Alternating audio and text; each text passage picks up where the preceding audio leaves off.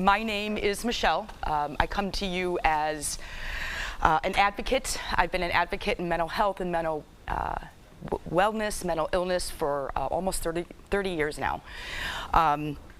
Really stoked to be here. When the professor talked to me about this, I said, I get to hang out with cool people and talk about plant medicine. Like, it just doesn't get better than that for me. So thank you for being here. Thank you, Professor. Thank you to Jason for putting this all together. You know, it's really connecting with people like you, right? And having us all in one place, having like-minded, and being able to expand the community that we have already. So super excited to be here. So I'm going to get into kind of a top level of some psychedelics that are probably more in the media right now, or people are talking about right now as well. And as we go along, as the professor said, if you have any questions or any thoughts, please be vocal. If I can't answer, my science background is not as strong as my advocacy, but I can definitely help point you in the right direction. So just let me know. I've been asked the question before, many times actually, probably 3 or 4 times, if you were able to go back into history and you had a time machine, right, or a capsule, where would you go? You know, what would you do? Who would you meet? And I've had a couple answers to this, but the one that is front and center is I would go back about 25 years from when I was born. And I was born in the 1970s, and a lot of that has to do with being able to be part of conversations that were going on in this country, being part of the advocacy. Things were a lot different back then, you know, and in the 50s and the 60s, those decades, when plant medicine and psychedelics, I mean, that was the cutting edge research in psychiatry. I mean, how cool would that have been had that landscape looked differently, right? Then we had the Controlled Substance Act in the early 70s. Then we had, you know, the war on drugs in the 80s. Everything went underground, and a lot of money went into what? SSRIs and other pharma to help manage the mind, right? So there's a lot to be said about where we were, but there's a lot to be said about where we're going.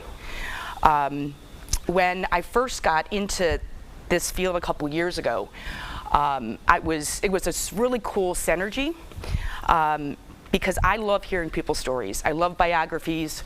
I think when you hear about someone's story, you get to know who they are. You get to know what makes them who they are, right? What decisions they made, what gets them excited, what are their passions. And so I was brought in by the early stages of a documentary. And the documentary's premise was interviewing therapists from the early 70s, therapists that worked with psychedelics that had went underground in the early 70s. I mean, how cool is this, right? I get to hear people's stories and live in that time that I wanted to go back to. So there's a lot of initiatives going on, and that was how I first got into this beautiful space. I also saw there was such a connection, right? Being a mental health and being a mental wellness advocate in psychedelics. It just seemed like a really natural connection. And I also decided to start serving in this space because I had a life change. I am someone who suffered from depression for about 25 years, on and off, but significant. And that doesn't happen anymore. No more depression. So for me, it's like I need to share that because it is possible. And these medicines are wonderful, they're beautiful, and the side effects are few and far between, to say the least. So it makes me happy to talk about it. It makes me happy to share that with you, because I think whether it's ourselves or someone we love or someone we've met, I think a lot of people go through, right? They struggle with mental illness, and it could be, you know, a minor depression, and it could be something a little bit more intense, like schizophrenia or bipolar disorder or borderline personality disorder. So I'm going to jump into, I'm going to just jump into what I want to talk about today. So I've got a handful of psychedelics we'll talk about. I think there's 4 or 5. And I just picked them. I picked them because I've read about them, I've experienced them, I've had conversations around them, and they're getting a lot of buzz right now. We'll talk about microdosing. That's something that I'm sure you've heard about, maybe you've tried. That's also getting a lot of buzz these days. Integration, which is one of my favorite things, because I think when it comes to the experience, you have the trip, right? And then you have, like, what do you do with that? Like, how do you keep the plant working, right, for you? And then there is, I've got a lot of resources. One of them is capturing all the current studies that are going on right now on the federal level.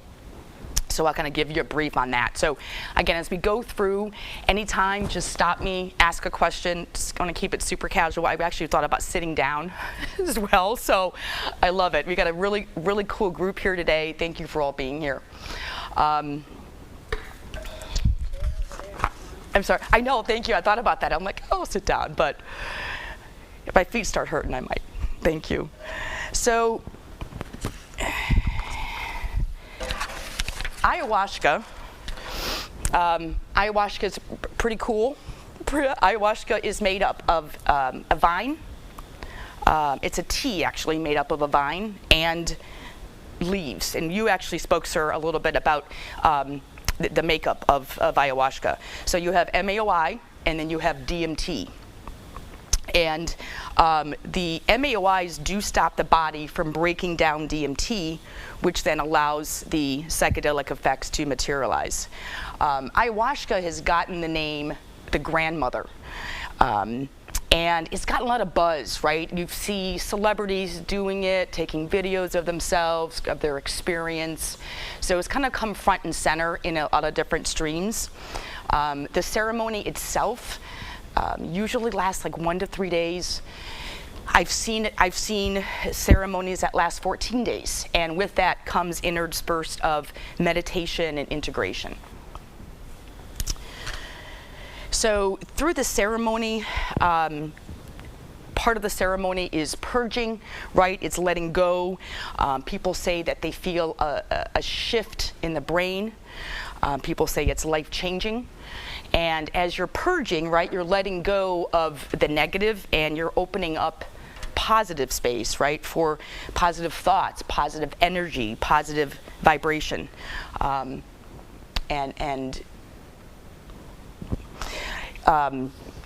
Ayahuasca, I've had people tell me that it has really helped with their depression. I've had people tell me it's helped with their anxiety. I've had people tell me it really didn't shift anything for them, right? So I think a lot about psychedelics and plant medicines, like everything I believe in, is, you know, you have to find what works for you. You have to find what you connect with, you know, and that can be spiritually, that can be mentally, that can be physically. So one of my favorites is Bufo Alvarius. Doesn't get as much press, although there was an article in 2021, the beginning of 21, and it said, it was in Forbes of all places, which I thought was cool to kind of get some mainstream pump on this, but it said 20 minutes of Bufo equals 10 years of therapy. So that's huge, right? I mean, it's an exaggeration to a certain extent, but Bufo is reported to be 5, so Bufo is, I'm sorry, I'll go back. Bufo is 5-MeO-DMT, and 5-MeO-DMT is thought to be about 5 to 6 times as intense as straight DMT. So it is thought to be the most powerful of all psychedelics. people will talk about how fast acting it is. So you're kind of going under in your trip for maybe 20 or 30 minutes, and then coming out and, well, sticking with the trip itself, people have talked about how it's like this state of pure consciousness. They've talked about how there's no gravity, right? There's no space, there's no thoughts. So you're in this world of just like emptiness, but also complete fullness. The people report colors being crisper, the air feeling cleaner, and their nervous system resets. I've heard people say that as well. People have told me that it removes depression. It really helps. I know it really helps with PTSD as well. It's also oddly very effective in fighting inflammation, which a lot of the plants and a lot of these medicines are. Where ayahuasca has been given the name the grandmother, Bufo has been referred to as the grandfather. So the two sort of like more intensive of all psychedelics. May I ask, how do Yeah. you harvest toads? So good question. So toad is the secretion that's found in the gland of the toad, and the toad is the toad is found in Mexico and also in the Southwest United States. So I haven't seen this actually done, but it's been described to me where they don't harm the toad, but they secrete it from the toad. The toad then is made into this crystal, which is then smoked. And it's almost like a gold-like color. And it's worked so well that there's actually a company now by the name of Psychedelic that is working to make this in a lab, because there's people that are talking about, are the toads going through their own anxiety when this happens, right? When this is being secreted. It's not, and this is this.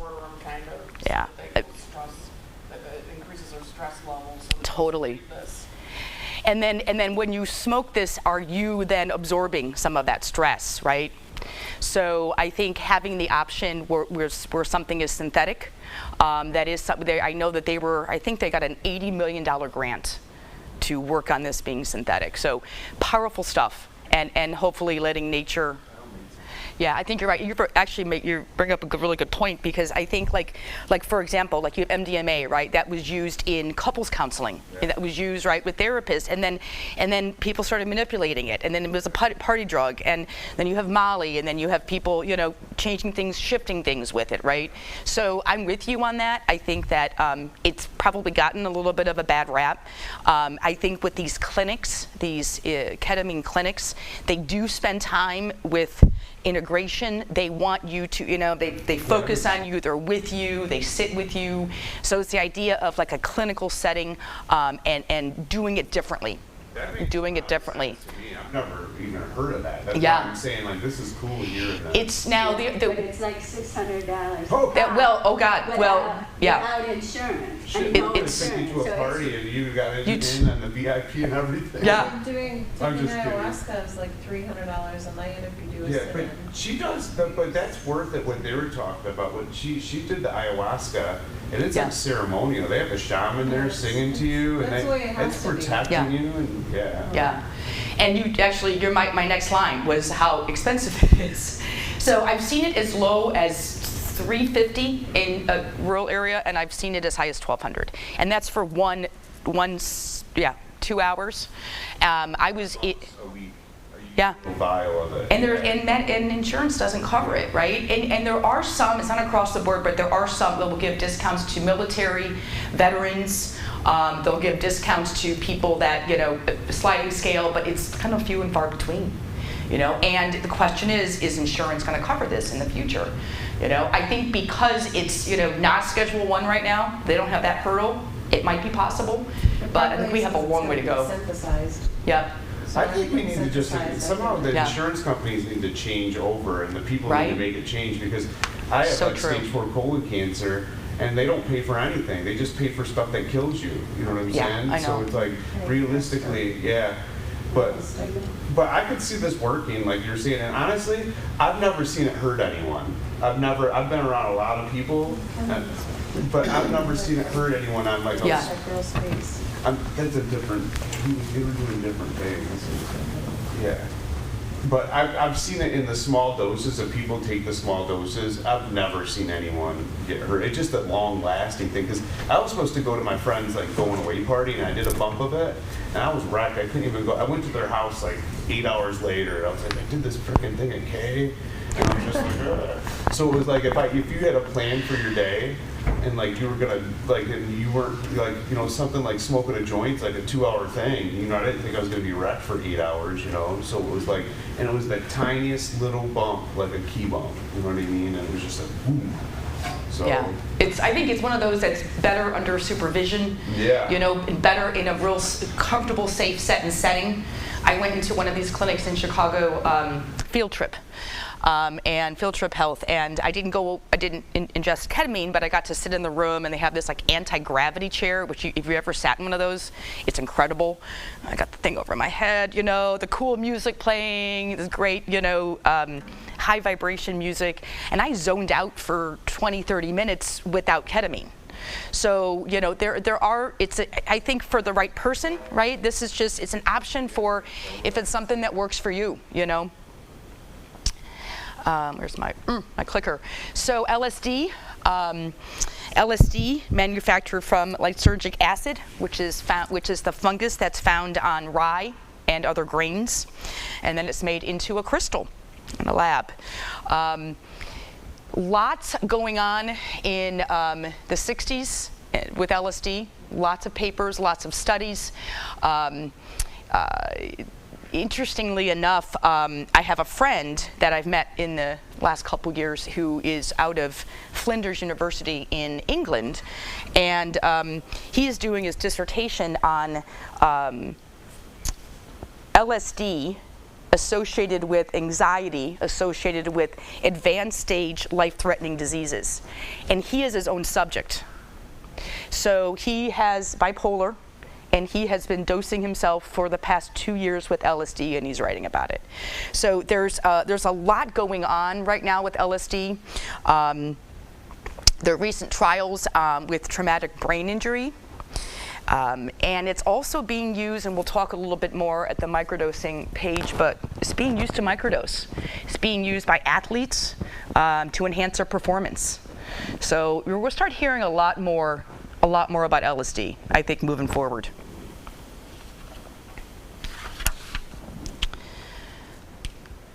So, sorry, this page, I did this, and I was like, oh my gosh, it's really busy. But, you know, I started to write down everything, all the symptoms that I thought about when people bring up psilocybin and how it's helped them, or studies that I've read, and it's just massive, you know, of the different things that it tackles. And even with addiction, you know, one of 20 things, you know, you have nicotine addiction, you have alcohol addiction, you have opioid addiction, you have cannabis addiction as well, right? And I love cannabis. So not everything on this list is has been studied. Some things are still pre-trial, which, for example, schizophrenia is. But you know, psilocybin, I think a lot of you here, if not all of you, are familiar with it. Thousands of trials in progress. I've had the pleasure just, you know, serving in this space, talking to these doctors, talking to researchers. I was talking to a doctor a few months ago about he's studying the cluster headaches. You know, I had migraine headaches most of my life. So some really, really cool things going on with psilocybin. And of course, the Aztecs called it the divine mushroom, tracing it back for thousands and thousands of years ago. Raising the concentration of dopamine, right, and that's linked to reward and arousal. Also, people have talked about, and this is people being researchers, about how it can be as effective as SSRIs in treating depression. And of course, we're seeing psilocybin being microdosed quite a bit. When you hear the term microdose, what the definition is of that is about 5 to 10% of a regular dose. So there's so much going on right now with microdosing. There's a whole list of things. I mean, I was just kind of going through. I'm like, well, what happens when you microdose? What can it help you with? You know, increased clarity, creativity, increased ability to problem solve, increased focus, increased awareness, creates a positive mood. I mean, who doesn't need that these days, right? Like, it's something that I feel like psilocybin, it just like creates this like new plateau for me where I'm just more positive. And it's really without trying. It creates a stronger emotional connection with people around you. I mean, how great is that, right?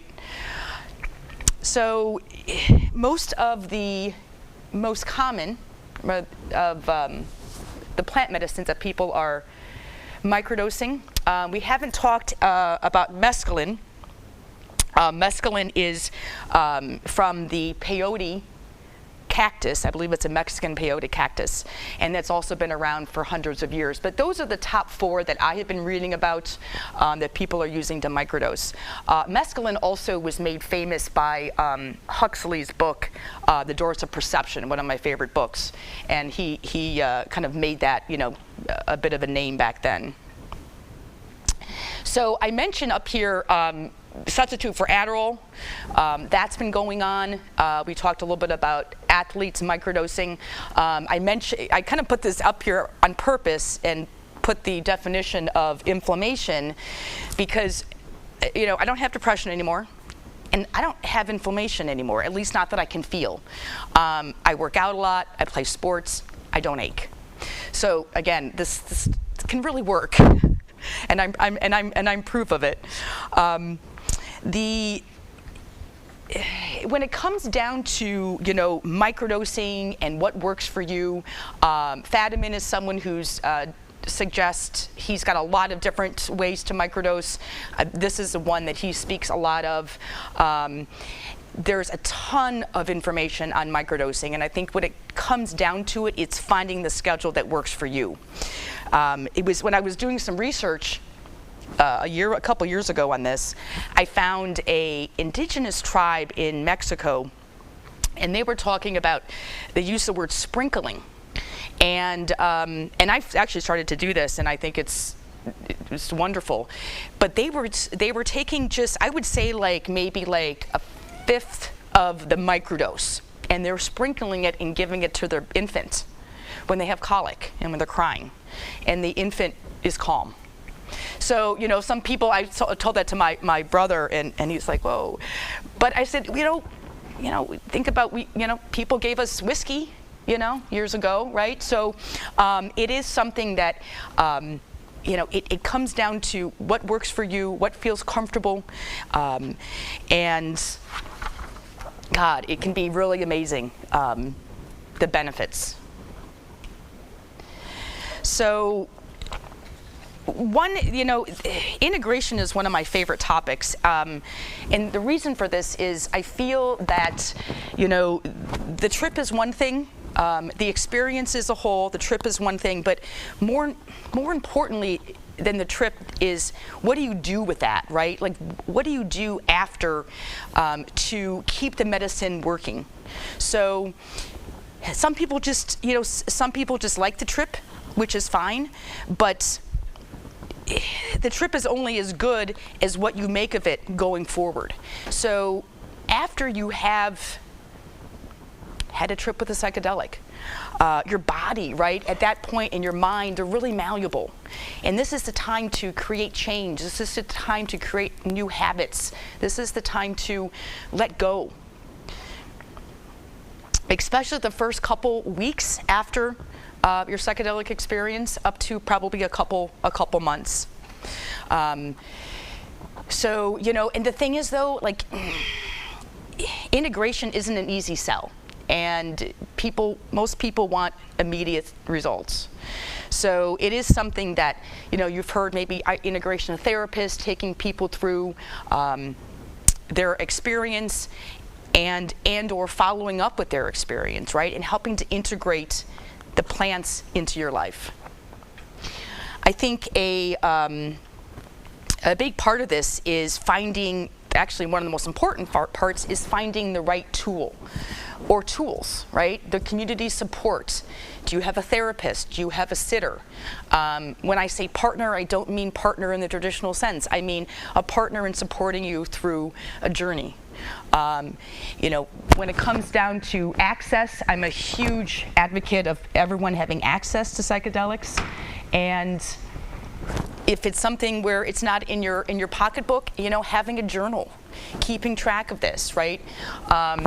And most importantly, not most importantly, but also very important is self-care when it comes to integration.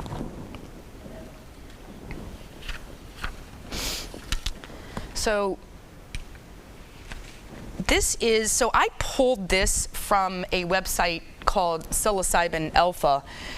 My last page is a whole list of resources, which if, you know, grab me after this or during the day today as well. But Psilocybin Alpha does a really good job with putting up a lot of information on studies. They actually keep up pretty well with the decrim movement. They have an interactive map on their website. So this kind of goes through. We've got MDMA, for the most part, is leading the way in studies for anxiety, for PTSD, and for depression. So MAPS, if you're not familiar with, is a hybrid of a profit and a nonprofit. So all these companies are profit or nonprofit, which is MAPS is the hybrid, Compass, USONA, and then MindMed are all for profit. Compass is out of the UK. Comp 360, that is actually their own formulation that they've patented around psilocybin. They've actually been patenting a couple different things. They tried to patent the experience. A lot of people didn't like that idea. But great site to go to if you're, you know, scientific, if you're interested in seeing what happens. You know, usually after phase 3, on the way to FDA approval, there's usually another year or two, right, before it is approved. There have been talks about, you know, 2025 seeing MDMA approved. So we're on the way, and hopefully it'll happen. So these are resources. There's so many resources. My background, a couple things that I did in the psychedelic world. I did serve with Psychedelic Experience. That's a site that houses a database of retreat centers, shamans, integration therapists all over the world. It allows users to go in and give their experience, like a Yelp, right? So what does that do? That empowers someone else that's looking to find an experience. It's all about safety, right? Keeping things as safe as possible, reducing harm, and really encouraging a real positive setting. Some of the other groups I work with, Heroic Heart Project, I'm an ambassador with them. They are a veteran support group. I have a very warm, soft spot in my heart for veterans as well. And we support veterans to have an experience. Of course, this is in different countries. And then part of that is also the follow-up with the integration. And the best part of this is it's all free for veterans. Sadly, the waiting list is very long, but some great resources. There's a lot more, but these are the ones that I kind of tap into on a more regular basis. So that pretty much sums up what I wanted to talk to you about today and share the room with you. I appreciate it. Anybody have any questions or thoughts or they want to share? No? Yep, you got it. Mentioning the sprinkling. Yeah. You know, sprinkling it onto a baby's cereal sounds kind of like the desperation parents feel when their kid has colic. After a couple of days of the child not stopping screaming, you want to try anything. And, you know, to give them something that isn't going to hurt them, like a homeopathic gripe water, always seemed like a good idea, because you're not going to, you know, run the kid's psyche into a wall. And you know, there's kind of a popular belief that if a native tribe did it, that it's, you know, it's wisdom and it's you know, it's got to be good. But I would question, you know, sprinkling it on a kid's meal. Because what if it goes wrong, you know? Does it go wrong? Well, I mean, this was for millennia, you know, thousands and thousands of Yeah, years this ago, is- we used plant medicine and had Yeah. a more comfortable relationship with it. I'm just saying that you have to be It's- a bit more critical than romantic when you're talking about, you know, tribal customs, because there may be, you know, there, for one thing, there's probably oral history, but you tend to not hear the bad times. You tend to hear the good times. So can that keep a practice going because it becomes part of the tribal identity? Yeah, I think so. What tribe? Just in general, you know. You know, to say that it's a tribal practice, to me, doesn't make me want to go, oh, well, then, let's do it. Yeah, if their life expectancy was 45, it wasn't really helping them very much. I would say, you know, in general, for a lot of these things, it's a self-selected group that are positively inclined to report good experiences, which is different from a double-blind study where you can see whether or not, and there was one large double-blind study on microdosing with tens of thousands of people that saw that a lot of the self-reported effects were more or less self-induced, that because of their positive mindset and the set and setting, just like when you had the headset and the chair there, you put yourself in the right space to have the positive experience, Yeah. which is different than saying that it was actually being caused by the microdosing. There, for a lot of the studies that are going on that you listed, they are double-blind studies where they can then identify the real effect of the drugs that they're studying. For other things where it's, you know, shaman groups saying their history of positive effects, that's more set and setting than it is really the impact of the drug standalone. Yeah.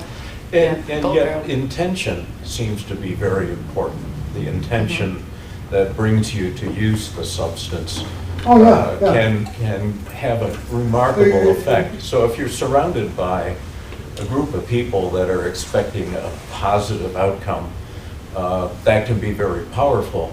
I'm not sure a baby is going to absorb that intention, but maybe, I don't know. I just... Well, it isn't studied. I Yeah. think your point is right. Yeah. That you're kind of blindly, and the ketamine discussion previously, a lot of the problems with that is you don't know the purity, the dose, and the set and setting aren't exactly Right. perfect. And so that goes off the rails very For sure. easily and Yeah. very quickly when all of those things are uncontrolled. It could be a very powerful and effective drug in the right sets and settings.